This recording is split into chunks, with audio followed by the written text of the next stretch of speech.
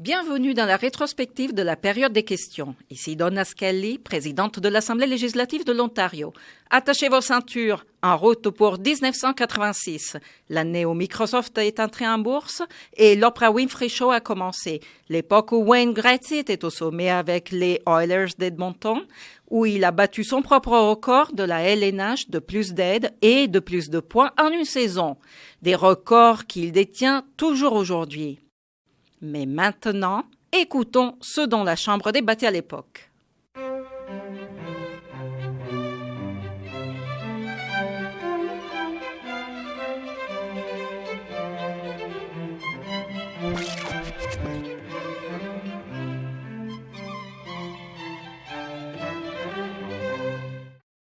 Ceci met fin aux déclarations des députés. Question orale, le leader de l'opposition.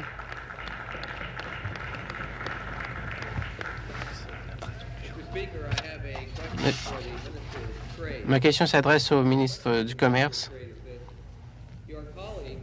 Votre collègue, dans sa déclaration trop faible, avait dit « Nous avons émis nos réserves concernant cette approche. » Et nous l'avons fait très tôt, mais le gouvernement a continué à négocier.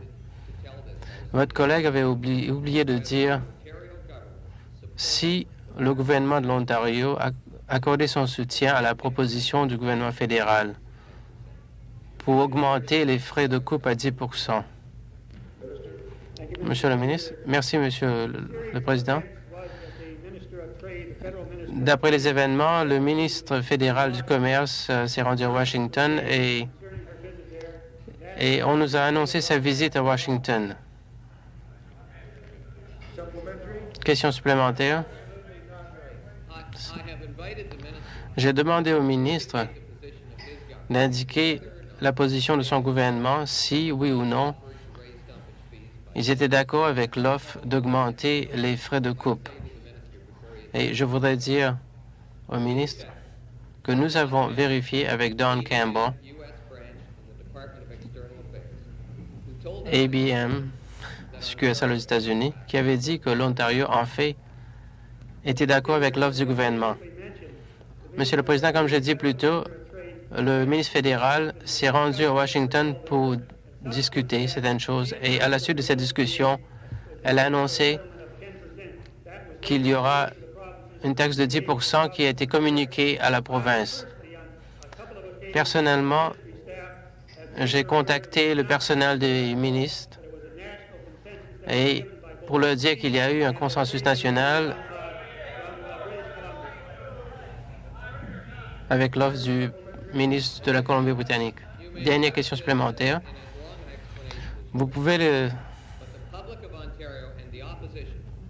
le déclarer aussi longtemps que vous voulez, mais le public en Ontario et l'opposition aimeraient savoir si vous faisiez partie de ce consensus national qui était d'accord pour la mise en vigueur de la taxe de 10 % comme frais de coupe. Je vais répéter ma question afin que tout le monde puisse comprendre, afin que la population de l'Ontario puisse savoir si le gouvernement avait pris des mesures contre cette proposition.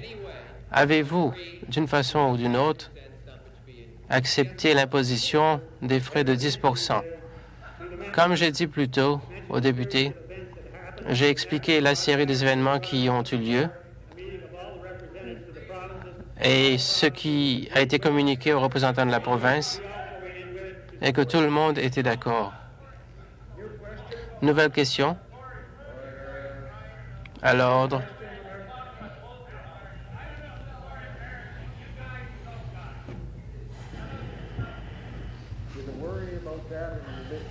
Vous pouvez commencer à vous inquiéter aussi longtemps que vous voulez, mais c'est la période des questions maintenant. Nouvelle question, le député de Cochrane Sud. Monsieur le Président, au ministre du Commerce, est-ce que le gouvernement Ontario a accordé son soutien à cette taxe de 8 à 10 % avant l'annonce par Pat Carney? Monsieur le Président, je ne peux pas vous dire si nous avons accordé notre soutien avant l'annonce en Chambre, mais je peux vous dire que nous avons formulé nos objections à cette annonce avant que les provinces ont pu communiquer. Question supplémentaire. Ça ne veut absolument rien dire. Nous voulons savoir si vous faisiez partie du consensus national qui avait conclu à cette taxe de 8 à 10 %. Êtes-vous d'accord? Est-ce que vous faisiez partie de ce consensus quand l'annonce fut faite?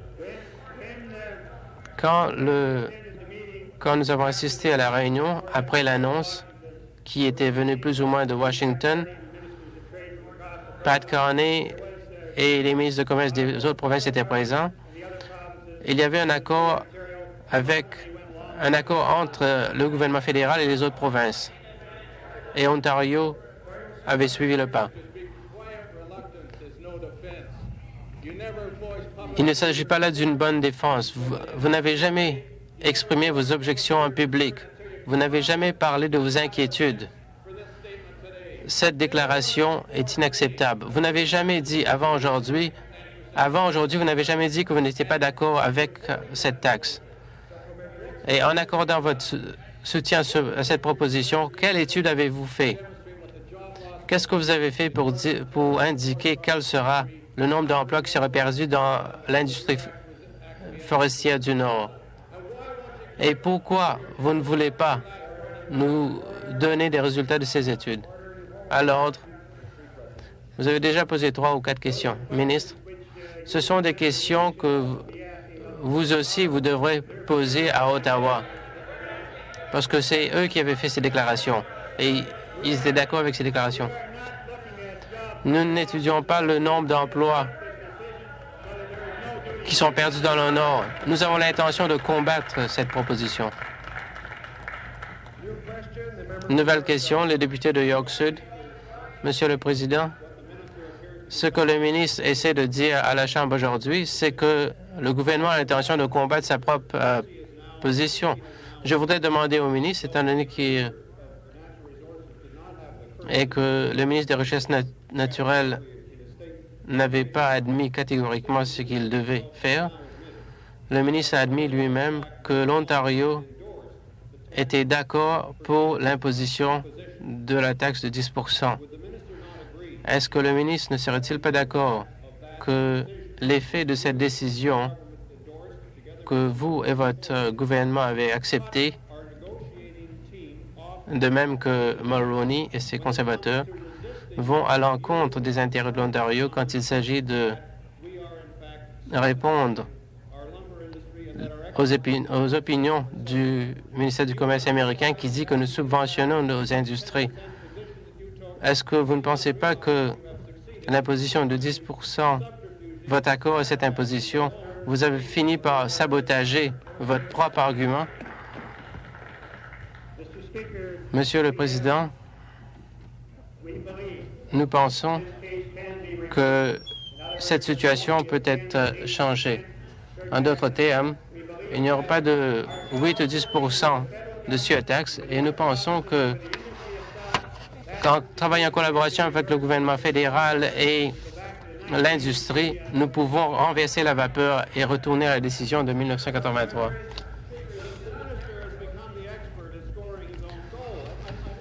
Monsieur le Président, le ministre est devenu un expert en quelque sorte, mais est-ce qu'il ne se rend pas compte que l'Ontario, maintenant, s'est engagé publiquement à accepter la surtaxe de 10 %? Vous êtes d'accord avec ça? C'est ce que vous avez dit à Pat Carney. Et maintenant, vous faites partie de cette équipe. Comment pensez-vous qu'on va vous croire à Washington si vous allez dire que 15 % n'est pas juste, mais que 10 serait juste? Est-ce là votre position? Est-ce là la position que vous allez défendre à Washington quand vous allez défendre la position de l'Ontario? Comme j'avais dit plus tard, nous avons pensé que 10 % est quelque chose que nous n'acceptons pas et que nous allons faire de notre mieux pour combattre la décision comme nous l'avons fait en 1983. Dernière question supplémentaire. C'est difficile à croire, c'est irréel que ce gouvernement et ce ministre disent que sa position est celle de la position contraire à celle qu'ils avaient acceptée avant. Est-ce qu'il veut dire que ce qui était une subvention il y a 2 semaines n'est plus une subvention maintenant? Ce que je dis, c'est que Au départ, ce que nous avions pensé, nous avions raison. Maintenant, je pense que les autres provinces et et le gouvernement fédéral seraient d'accord avec nous et que nous devons combattre cette mesure jusqu'au bout. Une nouvelle question. Le député de York Sud. Monsieur le Président, j'ai une question pour le ministre de la Santé. Je voudrais demander au ministre quelque chose à propos de la nouvelle situation concernant la surfacturation. Je voudrais savoir quelque chose à propos d'une situation qui concerne de nombreuses femmes. Je ne veux pas lui donner des noms. Et les gens qui m'ont parlé ont demandé à ce que je ne communique pas ces noms en public. Toutefois, je peux dire au ministre qu'au cours de la fin de semaine, j'ai reçu plusieurs appels de téléphone. On parlait de $200, de paiement de $200, de $300 et de $350. $350 qu'un obstétricien veut demander, pas comme garantie de service, parce qu'il a dit qu'il ne sera pas là à la fin de semaine si vous accouchez après 5 heures. Et il n'y a pas eu de garantie de service, mais il parlait tout simplement comme frais d'administration. Est-ce que le ministre ne se rend pas compte qu'il s'agit là d'un abus du public? Et qu'est-ce qu'il entend faire à propos des médecins qui demandent qu'ils soient payés en avance? D'après la loi, ces choses ne devraient pas avoir lieu. Et il sait très bien que le collège a déclaré que les médecins ne devraient jamais imposer de tels frais pour ce qui est de l'accouchement ou l'accès à des services. Et je dirais que s'ils nous fournissaient les noms de ces gens-là et des médecins, nous allons pouvoir attaquer ce type de pratique. Pour ma part, ce n'est pas acceptable. Et je crois qu'ensemble, nous pouvons trouver une solution à ces problèmes. Question supplémentaire. C'est la responsabilité du ministère d'assurer qu'on ait une réponse satisfaisante. Ce n'est pas la pratique d'une ou deux personnes, mais beaucoup de gens le font. Et ça m'effraie de voir que le ministre n'a rien fait pour assurer la fin d'une telle pratique. Je voudrais signaler au ministre un autre cas. Il s'agit d'une facture ou d'une lettre qui a été présentée à un patient après l'adoption de la loi 94 qui dit la province de l'Ontario a récemment adopté une loi qui limite les honoraires.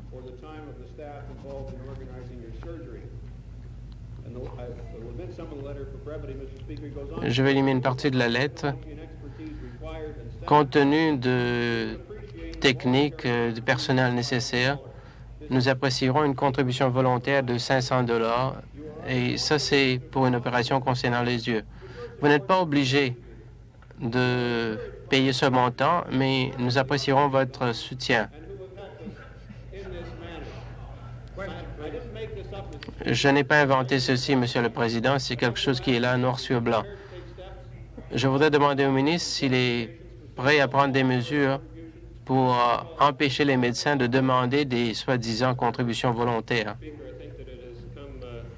Je crois que personne n'a été surpris que des lettres comme celle-ci sont distribuées. Nous avons en fait organisé des réunions pour parler directement avec les médecins. Et c'est faux de dire que nous n'avons rien fait pour combattre cet état de choses. Et nous ne sommes pas d'accord qu'on demande à quelqu'un de payer des montants, ce qu'ils appellent de contributions volontaires. Je suis sûr que tous ceux qui sont concernés aimeraient être sûrs qu'il n'y ait pas d'abus. J'aimerais recevoir une copie de cette lettre afin de pouvoir prendre des mesures et j'aimerais avoir les noms des personnes qui sont impliquées. Dernière question supplémentaire. Étant donné que le ministre rencontre souvent les membres de la profession médicale, est-ce qu'il pense qu'il va négocier au cours des prochains jours avec les médecins afin d'établir fermement que les médecins ne vont pas envoyer des factures par rapport à des dons ou d'autres frais, que les patients auront accès aux services médicaux normaux sans avoir à les payer? Est-ce que le ministre ne pense pas qu'une telle déclaration doit être faite dans un très proche avenir afin que les patients savent une fois pour toutes qu'ils n'auront pas à payer de leur propre poche pour des services médicaux normaux dans la province de l'Ontario? Monsieur le Président, je crois que, de mon point de vue, c'est nécessaire que nous discutions de certains problèmes qui ont suivi l'évolution historique de notre système médical. Nous avons un système d'avantages qui parle de services assurés et qui relève des lignes de conduite. La seule chose qui a été bien définie, c'était le montant qui doit être payé pour chacun de ces services. Nous avons un grand nombre de questions à discuter entre moi-même en tant que ministre de la Santé et les représentants de la profession médicale pour régler en fin de compte, pour finir un travail qui aurait dû être fait avant. Il faut définir qu'est-ce que c'est qu'un service assuré et il y a eu des diverses définitions exprimées par le Collège des médecins et des chirurgiens. On veut savoir quelles sont les règles, les règlements qui dictent le fonctionnement du service. Je peux dire aux députés que pour ma part, c'est nécessaire de bien définir ces lignes de conduite. Nous voulons éclaircir, nous voulons dessiner très clairement la voie. Et la lettre que vous avez citée est un exemple où ce n'est pas très clair. Alors, nous allons vérifier tout ça. Nouvelle question. Le chef de l'opposition. J'ai une autre question pour le ministre du Commerce qui nous avait assuré qu'il va essayer de récupérer ce qu'il a donné. Ça me rappelle un peu ce qu'il a offert à Roderick Lewis. Donc, vous avez beaucoup de pratique. Ma question pour le ministre du Commerce.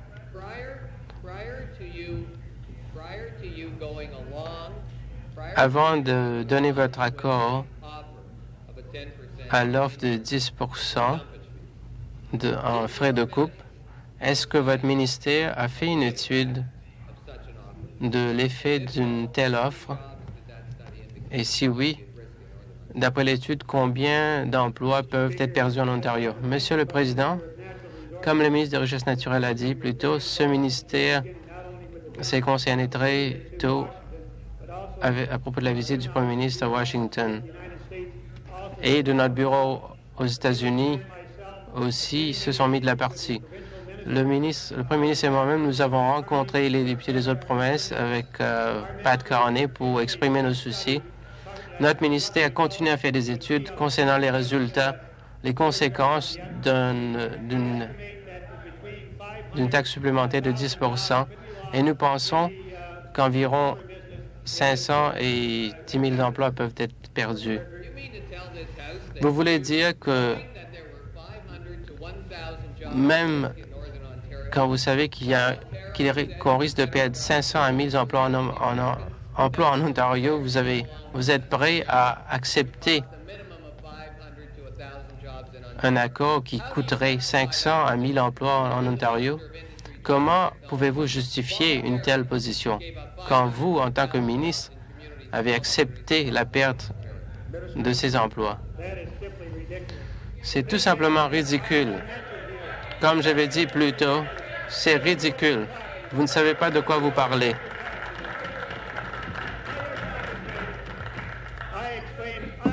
J'ai expliqué ce qui s'est passé et comment nous étions d'accord avec les autres provinces. Ce sont les conservateurs fédéraux en Ottawa qui ont tout bousillé. Il ne faut pas l'oublier non plus.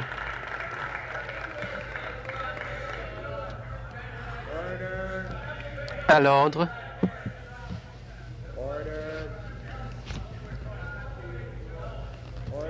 À l'ordre.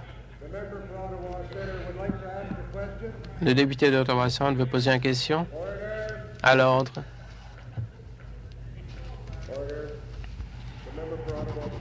Le député de Ottawa-Centre. Merci, Monsieur le Président. Ma question est adressée au ministre des Affaires communautaires et sociales. La dernière question sur la garderie, il a dit qu'il n'a rien fait. Et il a parlé de l'élimination des subventions au centre municipal. Est-ce qu'il est au courant de ce qui va se passer aux familles à Thunder Bay et autres dans d'autres régions et que les frais seront doublés dans certaines régions et dans certaines garderies? D'après ce que j'ai dit à la précédente question, ne comprenez pas l'expression que nous n'avons rien fait. Je crois avoir déclaré aux députés qu'en fait que le processus dure depuis 3 ans et que l'automne dernier, j'avais étendu la période par 3 mois. J'ai aussi déclaré aux députés que nous sommes prêts et en fait, nous étions en voie de travailler avec plusieurs municipalités afin de régler le problème sur base individuelle. À Ottawa, la différence entre ce qu'on charge et ce qu'on devrait charger est assez élevée et très peu. Dans d'autres régions, c'est 8, 9 ou 10 dollars, sauf que la situation est très différente. Nous avons indiqué que le gouvernement fédéral a exprimé très clairement que nous ne pouvons pas continuer ce processus. Mais ça ne veut pas dire que nous sommes en train de fermer les centres, les garderies. Nous voulons aider les communautés, mais il nous faut le soutien des municipalités aussi.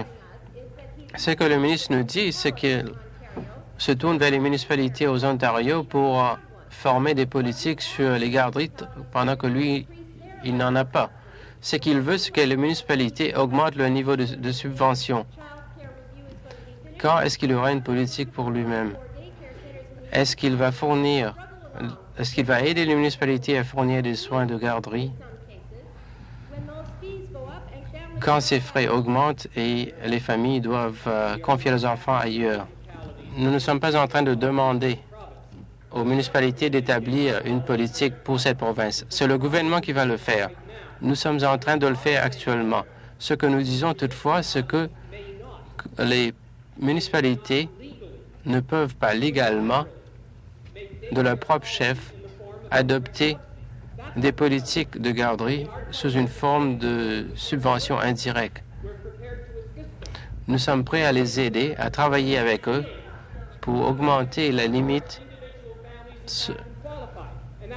permettant à certaines familles d'obtenir ces services.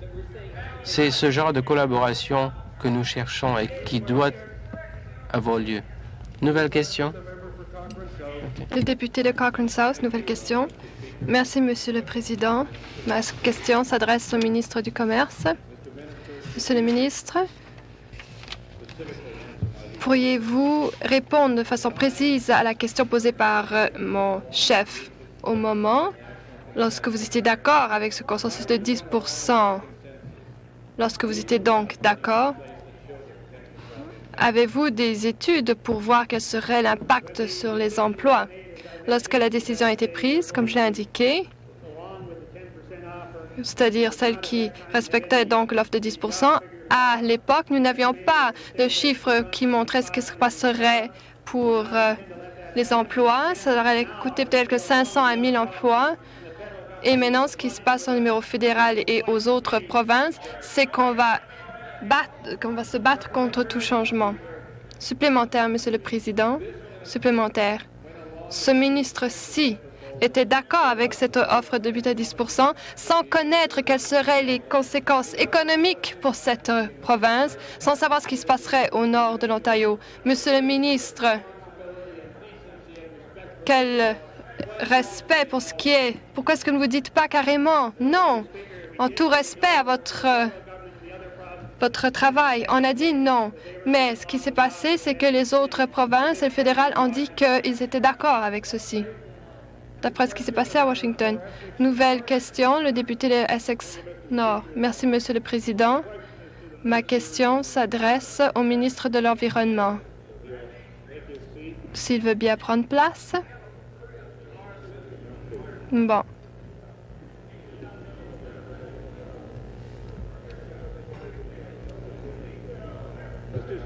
Monsieur le Président, le 12 mai, j'ai demandé au ministre de fermer un site où on allait déverser des déchets. Encore une fois, j'ai demandé au ministre, dans une lettre, s'il voudrait fermer ce site. Et je n'ai toujours pas obtenu de réponse. Vendredi dernier, le critique gouvernemental, le leader, ainsi que d'autres citoyens préoccupés de notre circonscription et moi-même sommes allés à ce site et on s'est rendu compte qu'en fait, la situation s'est empirée et qu'on n'a rien fait pour améliorer les conditions de ce site. Ma question est donc la suivante. Pourquoi donc est-ce que le ministre ne réclame pas que ce site soit fermé, au moins jusqu'à ce qu'il y ait une enquête globale qui ait été effectuée afin de voir quels sont les vrais problèmes que cela pose aux sources d'eau de la région? Le ministre?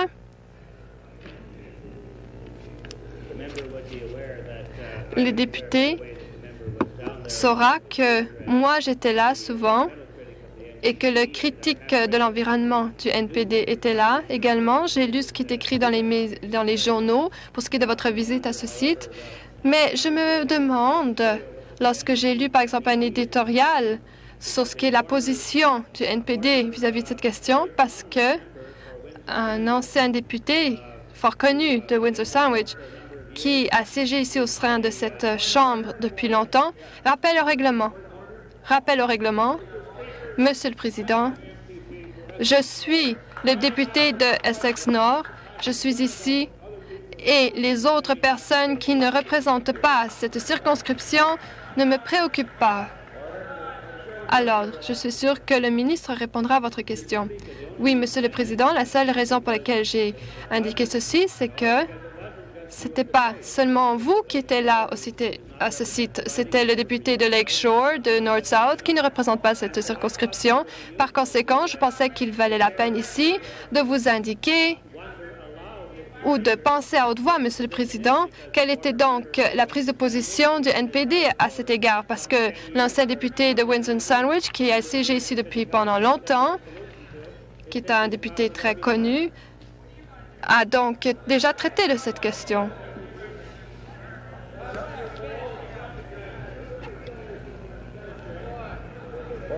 À l'ordre. À l'ordre. Supplémentaire, député de Lakeshore. Monsieur le Président, au cours de cet été, j'ai été dans beaucoup de circonscriptions, en plus de la mienne, et à voir quelle est la situation de ces sites qui est parfois incroyable, car dans beaucoup de circonscriptions ou de comtés, c'est affreux. Et la position de mon parti est très claire. Pourquoi donc le ministre ne s'est-il pas consacré à la question de recyclage? Aujourd'hui, nous avons un mémoire de la Société des employés canadiens. Et il semblerait que moins de 2 % de nos déchets sont recyclés, alors que c'est 12 % à Kitchener. Pourquoi le ministre, alors, continue-t-il à dire qu'il n'y a pas de politique et nous n'avons pas de politique, alors qu'il n'y a pas de preuves concrètes? À l'ordre. En toute justice à l'égard du député de Essex Nord, il en a déjà été question ici plusieurs fois, Monsieur le Président, et je ne voulais pas lui dire que, en fait, ces préoccupations n'étaient pas bien fondées. Je l'ai indiqué, c'est parce que même s'il y avait beaucoup de personnes qui étaient intéressées pour ce qui est de nos sites ici, avaient des changements, des opinions différents. Et il y a une équipe spéciale envoyée par l'environnement, donc, qui est allée voir ce terrain de décharge. Également, des personnes ont été poursuivies. Également, il y a d'autres nouveaux personnels qui a entrepris certaines fonctions. Également, il y a des tests, des essais qui ont été faits. Donc, en réponse au député de Lakeshore, je peux lui dire qu'en fait, on a un programme global de recyclage et je l'encourage parce que nous avons augmenté les fonds affectés au recyclage. Et j'aimerais même indiquer que j'ai un discours que je vais prononcer vendredi au Conseil de recyclage. Mais je peux indiquer aux députés de Lakeshore qui semblent avoir un intérêt bien réel vis-à-vis de cette question que, étant donné la bonne cote dont jouit ce programme, nous allons en fait verser plus d'argent, plus de fonds pour ce programme. Nouvelle question. Député de Brampton. Monsieur le Président, j'aimerais adresser ma question au solliciteur général.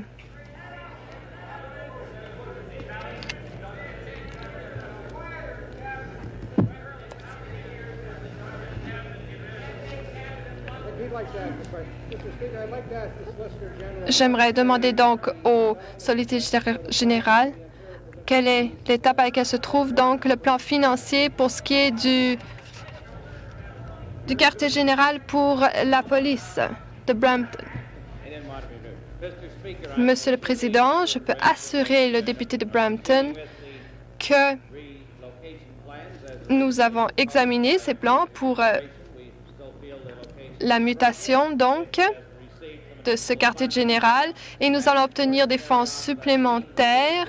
Notre équipe travaille dur et nous espère qu'à fur et à mesure que les priorités se délimitent, que ce jour approche. Supplémentaire. J'ai une question supplémentaire, Monsieur le Président. J'aimerais montrer donc qu'est-ce que nous pensons de lui. Je crois que c'est là une question curieuse. Nouvelle question. Le député de Nipissing. Au ministre du Commerce. Le ministre a-t-il confirmé bel et bien que la Colombie-Britannique, qui a des coûts de coupe bien inférieurs aux nôtres, en fait, cette province constitue la source de préoccupation majeure aux États-Unis et qu'en fait, toute cette question n'est pas juste vis-à-vis de tous les Canadiens. Monsieur le Président, moi j'indiquerai que certes, la Colombie-Britannique a aussi beaucoup d'intérêt pour ce qui est de cette décision, mais j'aimerais vous dire que vos collègues conservateurs à Ottawa, le fédéral, en fait, ont examiné cette question supplémentaire. Ce que je ne comprends pas, Monsieur le ministre, c'est pourquoi seriez-vous d'accord avec la Colombie-Britannique alors qu'on sait que la Colombie-Britannique a des coûts de coupe plus bas? Alors, dans votre rapport, à la page 13, d'après la décision donc, qui a été formulée, on voit que le service a reçu des réponses suffisantes pour ce qui est de la nécessité des spécifications des programmes provinciaux nécessaires. Vous n'aviez pas donc les renseignements et c'est bien indiqué ici que c'est d'autres choses qui ont affecté la prise de décision. Pourquoi donc avez-vous des préoccupations vis-à-vis de la Colombie-Britannique et pas pour l'Ontario? Dans ce cas bien particulier, c'est le gouvernement fédéral qui a pris cette décision. Et ce gouvernement sait maintenant qu'en fait, l'offre qu'ils ont faite, la décision qu'ils ont prise n'est pas équitable. Nouvelle question, le député de Port Arthur. Merci, Monsieur le Président. J'ai une question qui s'adresse au ministre des Affaires du Nord. qu'est-ce que le gouvernement fait pour s'assurer que les recommandations pour ce qui est de la réouverture d'une compagnie à Thunder Bay, qui a été indiquée donc avant le 31 octobre de cette année, viennent en vigueur? Si vous permettez, qu'est-ce que vous demandez? Je ne comprends pas très bien ce que vous demandez. Laissez-moi dire, Monsieur le Président, je ne suis pas en mesure de vous donner les précisions, les détails en ce moment. Comme vous savez, on veut par exemple essayer d'améliorer ces installations-ci. Nous aimerions beaucoup que ça puisse ouvrir sous peu. Je crois bien que nous allons en discuter de façon plus rationnelle. Nous examinons ces suggestions et ces suggestions sont positives. J'aurais bien souhaité pouvoir vous donner une réponse tout de suite. Et certes, je vous ferai savoir les informations dès que nous approchons une décision. Le Premier ministre ne peut pas me donner des précisions maintenant, mais est-ce qu'il peut garantir que les gens de Thunderberry auront une réponse précise avant le 31 octobre de cette année? Le Premier ministre ne sait-il pas que le Dr Rosehout, dans sa 7e recommandation, a indiqué, étant donné l'équipement que l'on a demandé, également étant donné la conception, etc., le tout doit être installé d'ici le 31 octobre 86. Et si on n'a pas d'accord d'ici cette date-là, par conséquent, on pense qu'on pourra se débarrasser de certains autres équipements. Pensez-vous donc que ce sera réalisable pour que d'ici le 31 octobre, ce soit ouvert et assurer les emplois? Vous savez, par exemple, qu'on a besoin d'une augmentation de certains capitaux. On n'a jamais eu à faire face à ce genre de situation autrefois. Et il s'agit ici de faire la part de deux choses. Il semblerait aussi que les relations de patronat et les employés étaient assez mauvaises. C'est peut-être votre opinion ici, mais moi, tout ce que j'ai vu, c'est qu'ici, les relations sont très mauvaises, de moi à mon avis, parce qu'ils se criaient entre eux, etc. Mais on a eu le Dr Rosenthal qui est ici, il y a eu des dialogues qui ont porté fruit, on a eu certaines solutions. Comme je vous ai dit, le gouvernement est prêt à jouer un rôle positif et depuis, cette usine est toujours ouverte. Et certes, il y a une responsabilité ici et nous voulons nous organiser pour que cette usine reste ouverte. Certes, on a une responsabilité pour beaucoup de choses, mais aussi vous avez des responsabilités. Vous aussi, vous avez une part des choses ici à faire. Et je vous dis que si vous arrêtez de me crier après, pendant juste un instant, on va chercher des réponses rapidement et nous pensons que nous aurons une décision sous peu, par exemple avant le 31 octobre. Le député de Cochrane South, nouvelle question. Merci. En fait, on voit que le Premier ministre ne fait rien du tout, tout comme il n'a rien fait pour beaucoup de questions. Avez-vous une question? Il sourit, s'amuse bien. Pendant ce temps, des milliers de travailleurs de la région méridionale du pays n'ont pas d'emploi. Ma question s'adresse au ministre de Technologie et de Commerce. Et quelqu'un vient juste de se retourner. Le Premier ministre a dit qu'en fait, il fait un bon travail. En fait, c'est un travail qui coûte beaucoup d'emplois. J'aimerais montrer qu'en fait, le cabinet des libéraux, en fait, est en train de comploter des choses qui vont coûter des milliers d'emplois aux Ontariens du Nord. C'est une vraie troupe de clowns. C'est intéressant de voir leur petit spectacle. Je suis désolée, mais est-ce que le député voudrait-il bien poser sa question, s'il vous plaît? Dites aux 1000 travailleurs au nord de l'Ontario que vous êtes beaucoup plus intéressés à être polis plutôt que de se préoccuper de leur emploi. Ma question est donc la suivante, Monsieur le Président. Vous étiez d'accord avec ce consensus national? Vous étiez d'accord, sinon Pat Carney ne l'aurait jamais annoncé. Vous n'avez jamais effectué d'enquête pour les emplois. Pourriez-vous me dire alors pourquoi le gouvernement de l'Ontario ne se préoccupe pas de la situation pour les travailleurs de l'Ontario? Pourquoi n'avez-vous pas soumis donc ces documents à un certain conseil pour qu'ils puissent effectuer une étude? Alors, vous parlez ici comme si vous étiez un ancien ministre ou un ministre de l'ancien gouvernement. Pendant ce temps, à l'époque, il y a eu 20 000 emplois qui ont été perdus, alors que maintenant, c'est 5 000. Qu'avez-vous fait, vous, pendant 42 ans? Voici un autre exemple de ce qui se passe dans le Nord.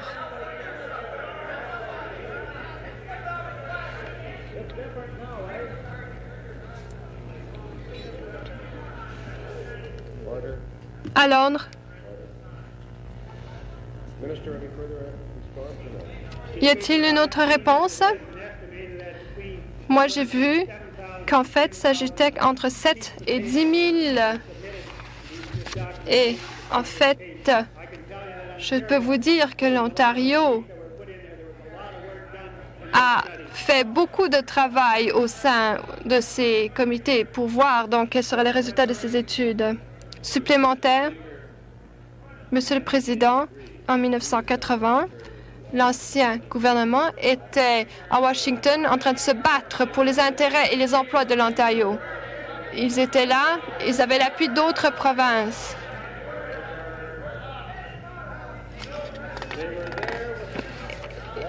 Ils étaient là à l'ordre. À l'ordre. À l'ordre.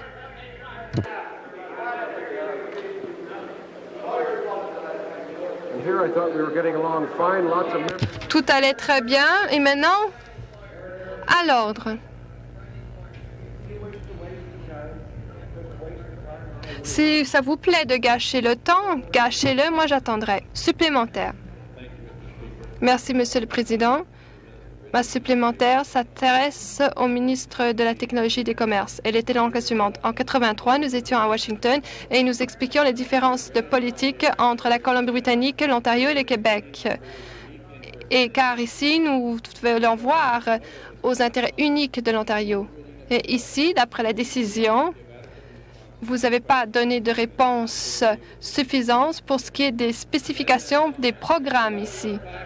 Et en fait, vous n'avez jamais été à Washington et votre ministre des Richesses ne saura même pas de quoi auraient l'air les monuments de Washington. Alors pourquoi ne faites-vous rien pour les emplois de l'Ontario?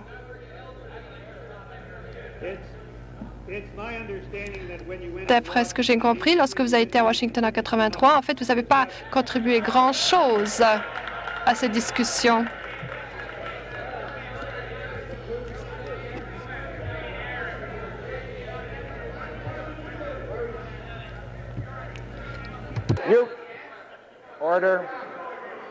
À l'ordre.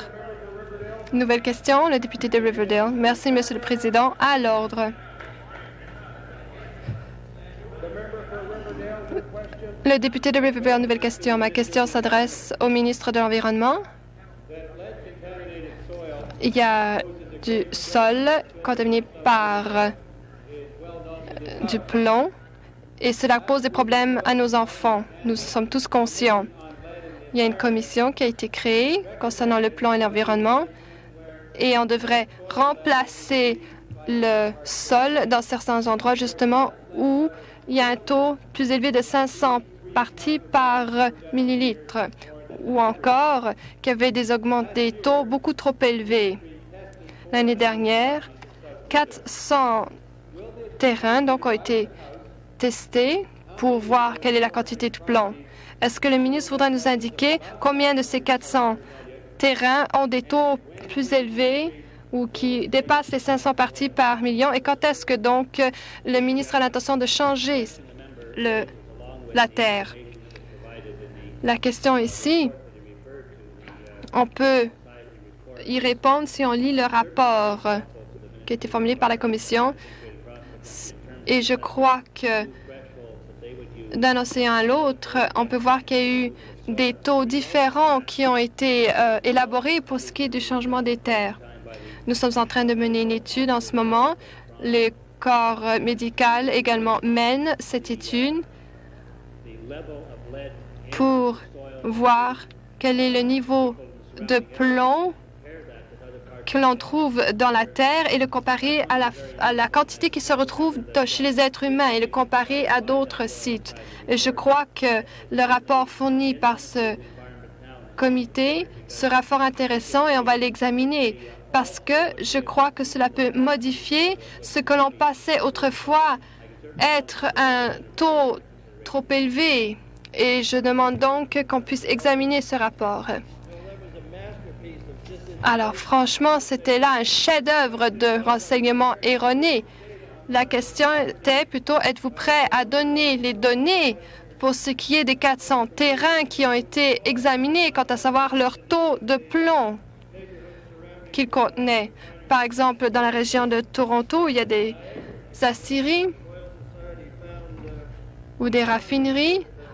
On a trouvé des sols qui avaient quelques 23 000 parts par million.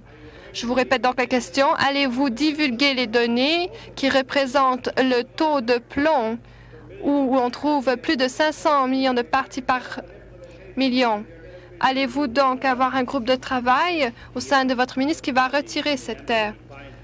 Je ne sais pas où est-ce que vous avez trouvé ces renseignements erronés ou la façon dont vous avez qualifié cet renseignement. Maintenant, pour ce qui est de la question précise du député de Bellwoods, je peux lui dire que certes, on divulguera ces données et cela sera divulgué bien avant l'évaluation. L'évaluation est en train de se faire par un membre du corps médical.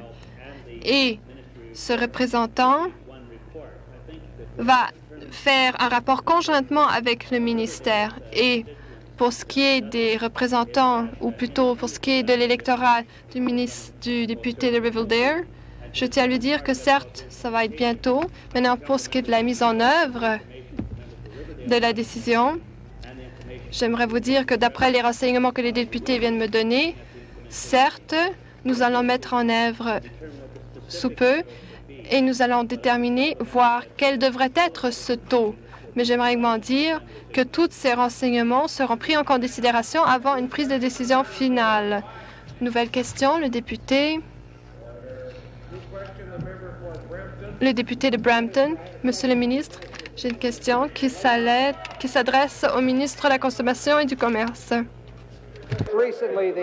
Récemment, il y a eu des communiqués qui ont indiqué que la régie de la vente des bières avait ouvert un site donc dans un bloc appartement à Scarborough. Et ma question qui s'adresse au ministre est donc la suivante. Est-ce qu'ils peuvent le faire ou ont-ils besoin de l'autorisation? Parce que certains voulaient le faire dans la station de métro également. Cette régie pour vente de bière est une compagnie privée et c'est eux qui décident du site de vente, des points de vente et ne requièrent pas d'autorisation de la part de la Régie des alcools de l'Ontario supplémentaire, Monsieur le Président. D'après ce que j'ai pu voir, d'après les documents que j'ai pu voir, il semblerait que beaucoup de questions soulevées également par l'opposition ont été discutées, c'est-à-dire ce que ça pouvait avoir comme conséquence absolument néfaste. J'aimerais donc demander au ministre, ou plutôt, est-ce que Brewers Retail vous a indiqué qu'ils avaient l'intention d'avoir des points de vente aux stations de métro? Eh bien, Monsieur le Président, je crois que tous les députés savent que même tout le monde a reçu un exemplaire des documents envoyés par Brewers Warehouse. Il semblerait également qu'ils aient suggéré qu'ils pensaient donc instaurer des points de vente dans des stations de métro. Voilà.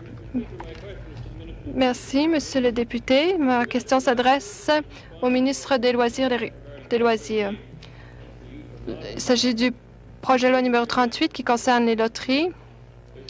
Vous avez indiqué qu'en fait, il n'y a nulle crainte à cet égard. Connaissez-vous un groupe qui s'appelle Alliance to Protect Culture Groups in Ontario? Connaissez-vous ce groupe? Savez-vous ce qu'il représente? Tout ce que je sais, c'est qu'en 1983, l'ancien gouvernement s'est débarrassé de certains programmes de capitaux et n'a rien fait à cet égard. Voilà donc la situation qui existe.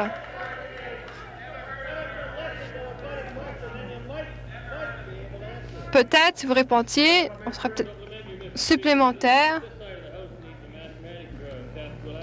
Si cette côté de la Chambre a besoin d'un test de mathématiques, on devrait peut-être aller consulter en face, voir ce qui se passe. Si vous savez, manifestement vous ne savez pas, ce groupe donc représente 85 organismes des parties de l'Ontario, 85 organisations que l'on n'a pas consultées avant de passer ou d'adopter le projet de loi 438. Ils nous ont rédigé ici des lettres. Nous les avons ici, je les montre. Et ce soir, il va y avoir une réunion à Toronto pour parler de ces craintes. Cette crainte existe, on peut le voir. Êtes-vous d'accord, si vous êtes prêt ou non, à vous débarrasser de ce projet 38 et protéger les droits donc de ces organisations représentées ici? Et on ne les a pas consultées.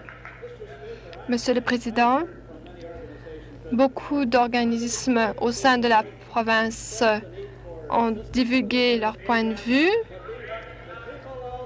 mais il ne faut pas oublier qu'en fait, les gens savent que ces organismes où les gens obtiennent plus d'aide de ce gouvernement-ci qu'ils n'ont jamais obtenu avec l'autre gouvernement ou le gouvernement précédent.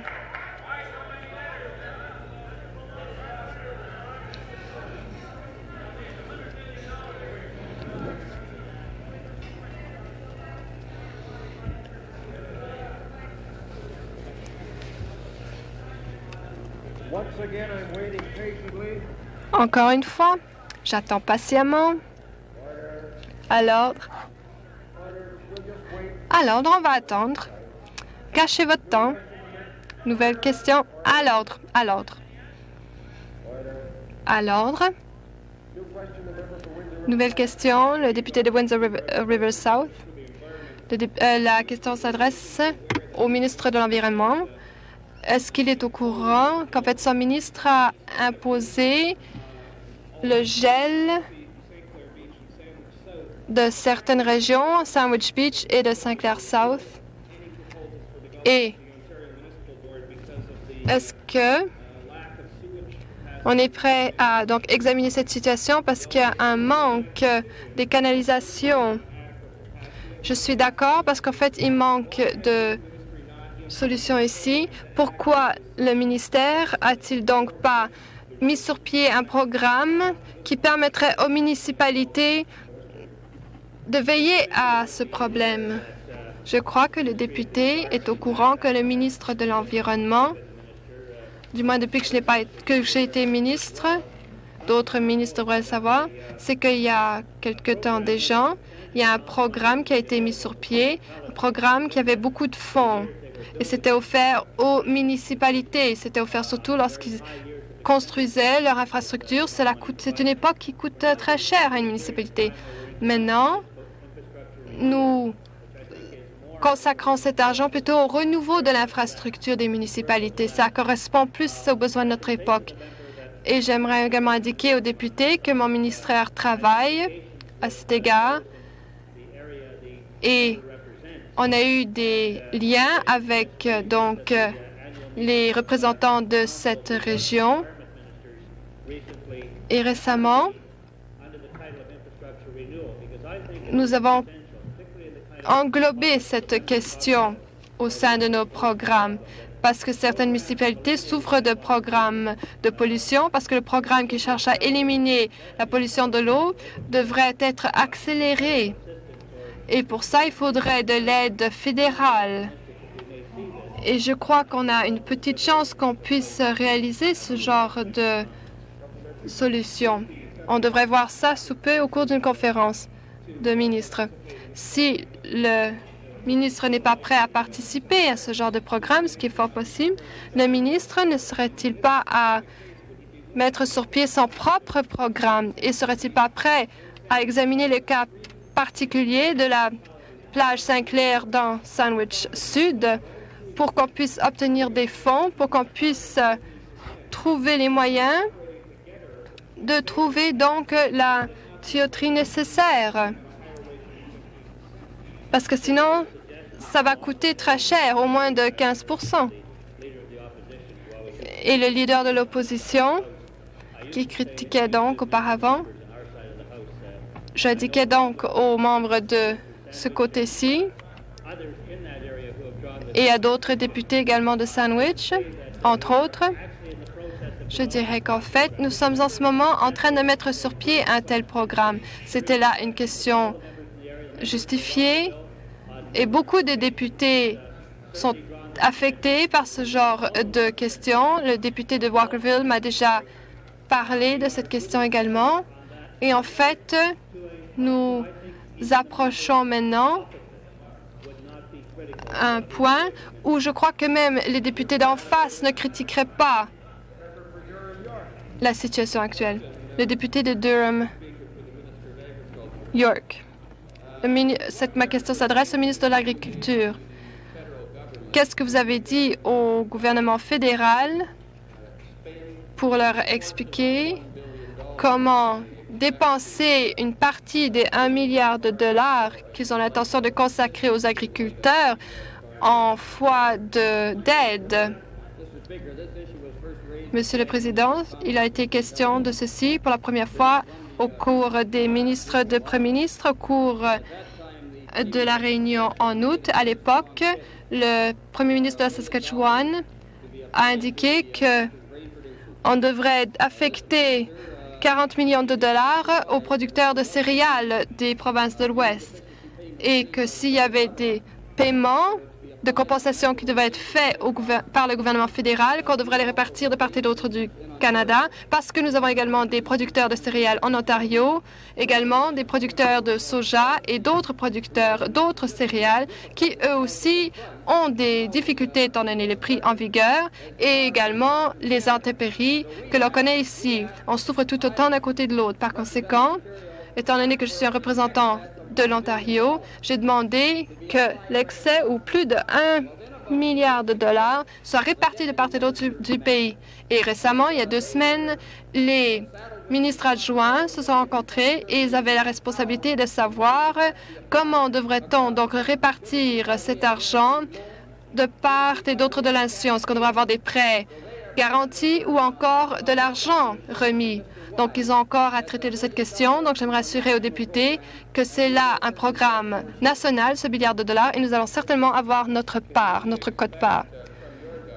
Est-ce qu'on peut s'attendre que votre gouvernement verse $1 pour chaque dollar qui sera versé par le gouvernement une fois que l'affectation sera faite en Ontario? Il est fort difficile de dire tout de suite ce que le gouvernement provincial va faire à ce moment-là parce que nous ne savons pas en fait quelle sera l'étendue des dégâts, surtout pour ce qui est des producteurs, étant donné les prix en vigueur, étant donné les intempéries, étant donné ce qui se passe aux États-Unis. Cependant, il existe un comité et ce comité examine la situation, le fait depuis un certain temps et continuera à le faire. Et ce comité va proposer certaines solutions et on pourra peut-être voir laquelle on va choisir une fois qu'on connaîtra l'étendue des dégâts. Une chose est sûre, nous allons travailler, nous allons avoir des contacts étroits avec le niveau fédéral et nous allons voir ce que nous devons faire et comment nous pourrions venir en aide aux agriculteurs de cette province.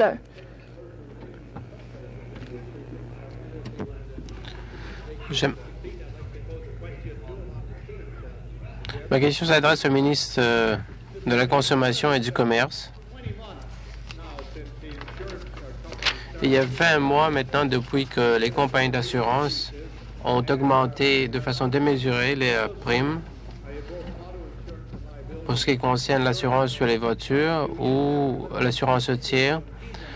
Et vous n'avez rien fait pour les empêcher de le faire. Et j'aimerais savoir si vous avez l'intention de présenter de nouvelles lois ou de nouvelles politiques pour empêcher cette flambée des primes d'assurance et quelles sont les principales parties de cette politique.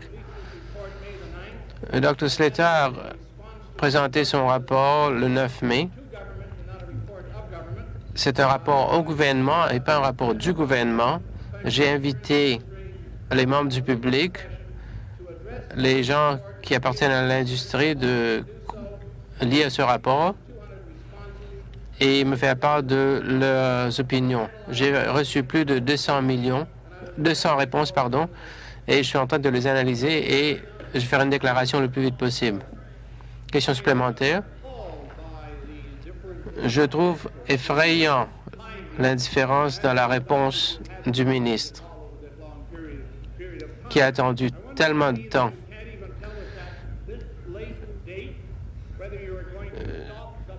Je veux savoir si, même maintenant, vous avez l'intention d'arrêter cette injustice qui est perpétrée par rapport à l'âge, le sexe, et si vous avez l'intention d'empêcher que certains chauffeurs soient pénalisés, à part le fait que vous auriez dû prendre des mesures il y a environ 1 an, et vous voulez nous dire que même maintenant, vous n'avez pas pris les dispositions nécessaires, vous ne savez pas quoi faire. Je dois dire à l'honorable député que certaines choses ont été faites. Nous avons éliminé les sections de âge, sexe et statut matrimonial. Nous avons éliminé ces critères. Les commissions scolaires ont leur propre plan d'assurance. Nous avons émis un plan d'assurance au tiers pour les fabricants qui travaillent aux États-Unis. Nous avons fait beaucoup de choses. Nous avons adopté beaucoup de mesures. Mais je dois dire que de ce côté de la Chambre, nous n'allons pas nous proposer des mesures qui sont seulement à moitié prêtes.